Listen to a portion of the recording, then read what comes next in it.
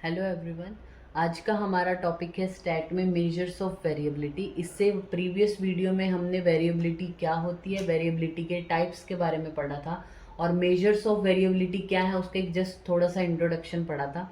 अब उनको डिटेल में हम देखते हैं। यहाँ पे वीडियोस को लास्ट तक देखिए क्योंकि लास्ट में हम उसको कंसाइज करके एक बार एक ओवरव्यू हर किसी का देते हैं कि अगर आपको इस तरीके से क्वेश्चन आया तो आपको ऐसे करना है, तो उसमें आपको एक हेल्प मिलेगी। तो लास्ट तक ज़रूर देखिए वीडियो को। अब आते हैं हम मेजर्स ऑफ वेरिएबिलिटी पे। मेजर्स ऑफ वेरिएबिलिटी, वेरिएबिलिटी को मेजर करने के लिए हमारे पास कौन कौन सी टेक्निक्स हैं उनके बारे में बात की गई है। तो उसमें है हमारा सबसे पहले रेंज। ठीक है, रेंज है, क्वार्टाइल डेविएशन है, इंटर क्वार्टाइल रेंज है, मीन डेविएशन है, स्टैंडर्ड डेविएशन है, कोफिशिएंट ऑफ वेरिएशन है। तो ये जो हमारे अभी ये चैप्टर जब हम करेंगे तो बीच में जो भी आते जाएंगे उनको हम पढ़ेंगे। सबसे पहले अब हम यहाँ पे बात कर लेते हैं रेंज की। ठीक है, रेंज मतलब क्या होता है? The difference between the lowest and the highest value in the series. आपको एक सीरीज दी गई है, सपोज आपको बोला गया कि आपको 10 लोगों का जो है वो सिस्टोलिक ब्लड प्रेशर लिखा हुआ है। ठीक है, एग्जाम्पल से देख लेते हैं इसको। जैसे कि आपको लिखा कि 10 लोगों का है, सिस्टोलिक ब्लड प्रेशर की बात करें, 110 है, 120 है, 90 है, 100 है, 110 है, 100 है, 130, 140 या फिर 120 है। ठीक है, ये हमने बात की। ये हो गया 9 का, राइट। तो इसमें हम कोई और भी ऐड कर लेते हैं, 110 ही ऐड कर देते हैं सपोज। ठीक है, तो आपने यहाँ पे क्या देखा कि 10 इंडिविजुअल का ये प्रेशर लिखा हुआ है, ब्लड प्रेशर सिस्टोलिक। तो लार्जर वैल्यू क्या है? सबसे लार्जर वैल्यू यहाँ पे क्या हुई हमारी? 140। हाईएस्ट जो रेंज गई है वो कितनी है? 140। सबसे जो लोएस्ट रेंज है, मतलब लोएस्ट लिमिट है, वो क्या है हमारी यहाँ पे? 90। तो रेंज यहाँ पे क्या हुआ, यानी कितने से कितने के बीच में आपकी ऑब्जर्वेशन रह रही है, दैट इज कॉल्ड रेंज। तो आपने क्या किया? 140 माइनस 90 कर दिया, तो रेंज हो गई आपकी 50 mmHg। ठीक है, ये एक दूसरे से वेरिएशंस बताता है कि मेनली आपको इससे पता चल जाता है कि हाईएस्ट लिमिट ये है, लोअर लिमिट ये है, और इनके बीच में पर्टिकुलरली इतने इतने डिफरेंस पे बाकी सारे ब्लड प्रेशर्स भी हैं। ठीक है, तो इम्पोर्टेंस क्या है रेंज की? रेंज एक सिंपल मेजर ऑफ डिस्पर्जन है, क्विक और इजी टू कैलकुलेट है, इजी टू अंडरस्टैंड है, आप इजी टू कंप्यूट है, और वेल डिफाइंड इसका फॉर्मूला है। लेकिन अगर हम बात करें इसकी लिमिटेशंस की, क्या इसकी लिमिटेशन है? जो है वो it is not based on each और एवरी ऑब्जर्वेशन। जो भी डिस्ट्रीब्यूशन में ऑब्जर्वेशन हमने देखी सभी पे बेस्ड नहीं है ना, सबसे हाईएस्ट वैल्यू ली और सबसे लोएस्ट वैल्यू ली इसने। ठीक है, और फ्लक्चुएट भी कर सकता है ये, और can not indicate about the character of distribution. ये करेक्टर ऑफ डिस्ट्रीब्यूशन इंडिकेट नहीं करता है, इसीलिए इसको ज़्यादा अच्छा मेजर ऑफ डिस्पर्जन नहीं माना जाता। ठीक है, दूसरा हमारे पास है, सेकंड है हमारे पास inter quartile range. Inter quartile range का मतलब क्या? रेंज हमने पढ़ा कि डिस्टेंस है ये between the lowest and the highest value. Inter quartile मतलब क्या? दो क्वार्टाइल के बीच की रेंज। मतलब ये क्वार्टाइल क्या होते हैं, ये हम जो अपनी प्रीवियस वीडियो है उसमें पढ़ चुके हैं ऑलरेडी। क्वार्टाइल किसको बोलते हैं? तो ये रेंज वो है जिसमें वेरिएबल किसके बारे में बताता है? ये ऐसी रेंज है जो फर्स्ट क्वार्टाइल और थर्ड क्वार्टाइल के बीच का डिफरेंस या उसके बीच की रेंज को बताता है। मतलब inter quartile range Q is equal to Q3 minus Q1। ठीक है, अब थर्ड हमारे पास है quartile deviation.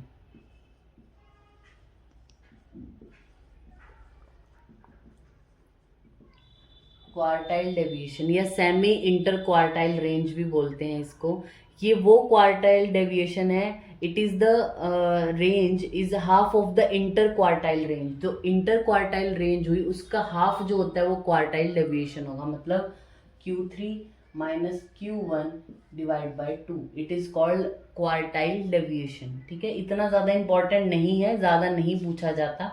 Measures of variability में आपको रेंज और स्टैंडर्ड डेविएशन ये ज़रूर पता होना चाहिए। ठीक है, थर्ड है हमारे पास मीन डेविएशन।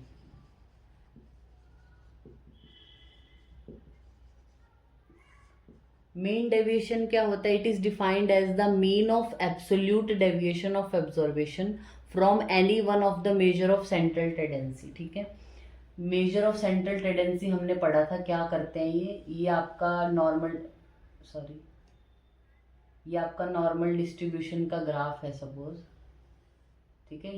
ये सेंट्रल टेंडेंसी का मेजर है, यानी बीच में कितनी ऑब्जर्वेशन लाया कर रही हैं वो जो बताता है वो सेंट्रल टेंडेंसी है। तो सेंट्रल टेंडेंसी से कितनी डेविएशन, यानी एब्सोल्यूट डेविएशन कितना हुआ है और चीज़ों का, यानी एक जो मीन है या मोड है, मीन मीडियन मोड, इन तीनों से बाकी जो हमारी डेविएशंस आई उनका मीन कितना डिफर हुआ है, that is called mean deviation, ठीक है। अगर हम बात करें, जब हम डेविएशन देखना हो from the arithmetic mean is called mean deviation about mean. जब हमें मीडियन से कितना डेविएट हुआ है ये देखना है तो मीन डेविएशन अबाउट मीडियन बोला जाता है, और जब हमें मोड से देखना हो that is called mean deviation about mode. Ungrouped data के लिए जो होता है, अनग्रुप्ड डेटा के लिए mean deviation is equal to summation of x minus x bar divide by n, और ये अनग्रुप्ड डेटा के लिए है। ग्रुप्ड डेटा के लिए इसमें क्या करना पड़ेगा, आपको फ्रीक्वेंसी से भी मल्टीप्लाई करना पड़ेगा, ठीक है। तो ये है हमारा मीन डेविएशन। अब हम इसमें बात करते हैं स्टैंडर्ड डेविएशन की। ये जो हमने बताई इतनी ज़्यादा इम्पोर्टेंट नहीं है, एग्जाम में भी ये सब नहीं पूछा जाता, क्वार्टाइल रेंज या इंटर क्वार्टाइल रेंज के बारे में इस तरीके से, या क्वार्टाइल डेविएशन क्या है। मेन आपको रेंज का पता होना चाहिए और स्टैंडर्ड डेविएशन का पता होना चाहिए।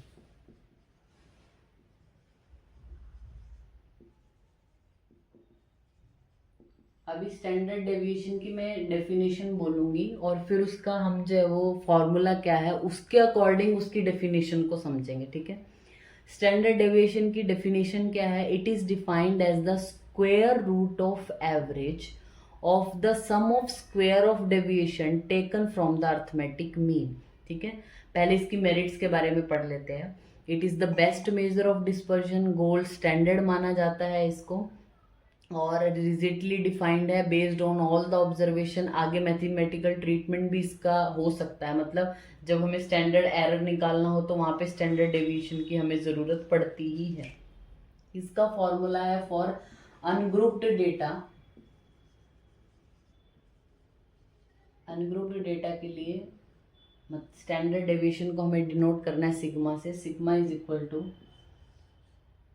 Under root summation x minus X square divide by n, ठीक है, x बार।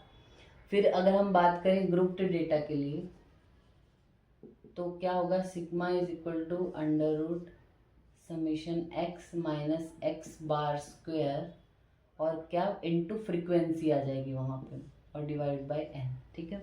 अब इसकी डेफिनेशन को फिर से हम पढ़ते हैं। डेफिनेशन क्या थी, it is defined as the square root of, square root है, square root of average of, average निकाला है हमने, sum of square of deviation, sum of, ये समीशन है यानी sum of square of deviation, ये डेविएशन देखा हमने और डेविएशन का स्क्वायर किया और एवरेज किया और ये अंडर रूट है, यानी इसके फॉर्मूले से आपको इसकी डेफिनेशन याद रहेगी। It is defined as the square root of average of sum of square of deviation taken from the arithmetic mean, it is called standard deviation. इसको हम जो है वो एक एग्जाम्पल से पढ़ेंगे, ठीक है।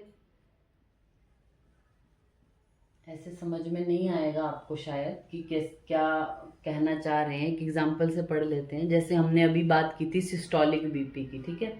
तो systolic BP, systolic blood pressure जो है वो 10 पेशेंट का क्या क्या है, मतलब एक्स कितना है, एक पेशेंट का 140, एक का 120, एक का 260 है, 120, 150, 140, 200, 170, 120 और 180, इस तरीके से ये 10 पेशेंट हैं जिनका सिस्टोलिक बीपी लिखा हुआ है, ठीक है। अभी हमें क्या करना है, यहाँ पे एक एक्स बार निकालना पड़ेगा, ठीक है। एक्स बार मतलब क्या, यानी summation of all the X and divide by N. तो इन सभी को जोड़ो आप, जोड़ के इनको आएगा 1600, और हमारे पास एन क्या है, मतलब पेशेंट कितने हैं टोटल 10, तो हमारे पास ये एक्स बार क्या बना यहाँ पे 160, राइट। 160 हमारे पास मीन आ गया। अब मीन में से ये जो वैल्यू है कितनी डेविएटेड है वो आपको निकालनी है, मतलब x minus x bar is equal to deviation, कितना डेविएटेड है, तो हमें ये वैल्यू निकालनी है। तो 160 में से 140 माइनस करो तो 120 सॉरी 1 माइनस 20 आएगा, फिर 140 सॉरी माइनस 40 आ रहा है, फिर ये 260 में से माइनस करोगे तो 100, ऐसे ही सबसे ये माइनस करते जाओ तो आपके पास जो वैल्यूज आएंगी वो इस तरीके से आएंगी।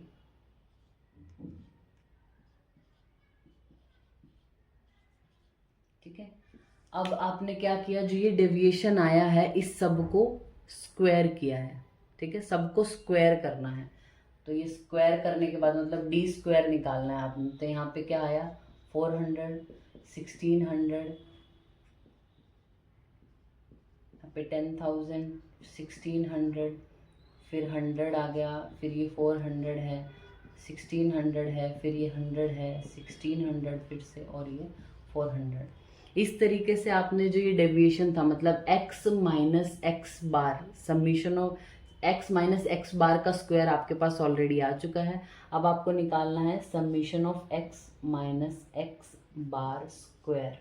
ठीक है, तो इन सभी को जोड़ लेना है हमने, तो इनको जोड़ के आया हमारा 17,800। तो सिग्मा की हमारी जो फॉर्मूला था वो क्या था स्टैंडर्ड डेविएशन का, sigma is equal to under root summation x minus x bar square divide by n। ठीक है, तो x minus x bar square का समीशन ये है हमारा, यानी 17,800, और हमारे पास n की वैल्यू कितनी है, टोटल कितने हैं, 10 पेशेंट है हमारे पास, तो इसका अंडर रूट अगर आप निकालेंगे तो 42.2 mmHg, ये आपका आ गया स्टैंडर्ड डेविएशन। ये हमने बात की अनग्रुप्ड डेटा के लिए। इसी तरीके से जब ग्रुप्ड डेटा हो तो हमें फ्रीक्वेंसी निकालनी है, उसके हिसाब से वो जो है वो स्टैंडर्ड डेविएशन निकालना है। तो ये क्वेश्चन बहुत रेयर आता है कि आपको एग्जाम में क्वेश्चन के तरीके से पूछेंगे, बट आपको पता होना चाहिए कि वेरिएबिलिटी का सबसे अच्छा मेजर जो है वो स्टैंडर्ड डेविएशन को माना गया है, और रेंज को बहुत बुरा, मतलब बहुत अच्छा नहीं मानते मेजर ऑफ वेरिएबिलिटी। रेंज और स्टैंडर्ड डेविएशन पढ़ना बहुत ज़रूरी है इस चैप्टर में आपको। ठीक है, और जो टाइप्स ऑफ वेरिएबिलिटी थे, इसके अलावा स्टैंडर्ड डेविएशन की मेरिट्स क्या हैं, it is rigidly defined based on all the observation, further mathematical treatment भी आप इसका कर सकते हो। फिर आता है हमारा variance.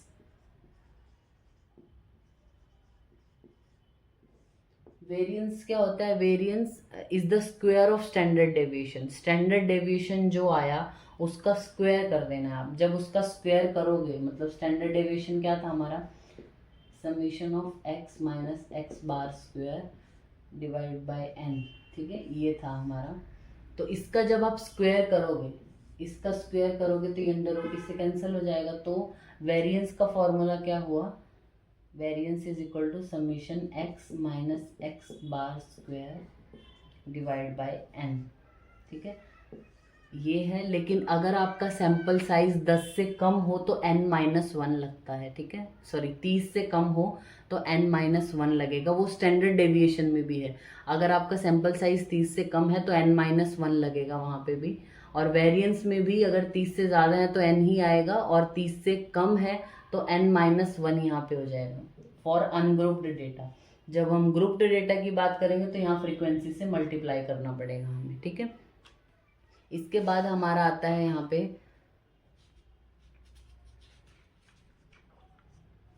Coefficient of variation.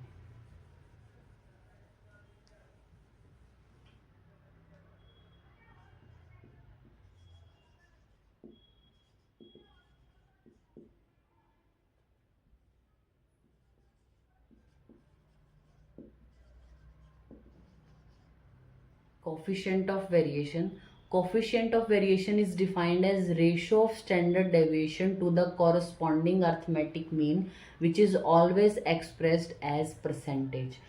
Coefficient of variation यानी CV इज इक्वल टू जो भी स्टैंडर्ड डेविएशन है उसका रेशो किसके साथ, अर्थमेटिक मीन के साथ, और वो हमेशा परसेंटेज में होगा तो 100 से मल्टीप्लाई होगा। That is called coefficient of variation.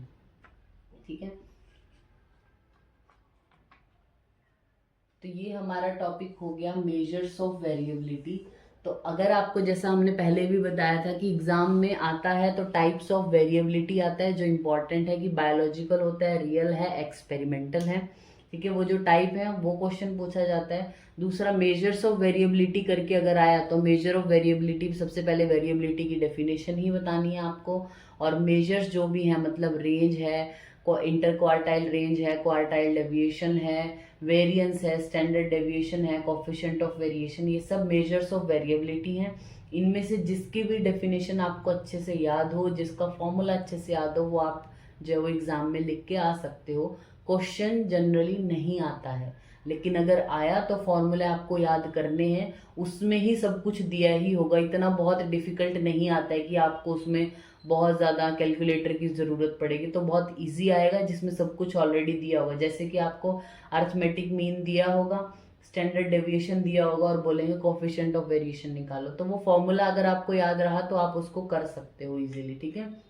और जैसा हमने बताया था, जब कहीं भी एंट्रेंस एग्जामिनेशन हो तो ये फॉर्मूला वाला क्वेश्चन जनरली नहीं पूछा जाता है। सिर्फ आपको कंडीशन दी जाती है कि आपको अगर ऐसा ऐसा बताना है तो कौन सा मेजर ऑफ वेरिएबिलिटी ज़्यादा अच्छा रहेगा।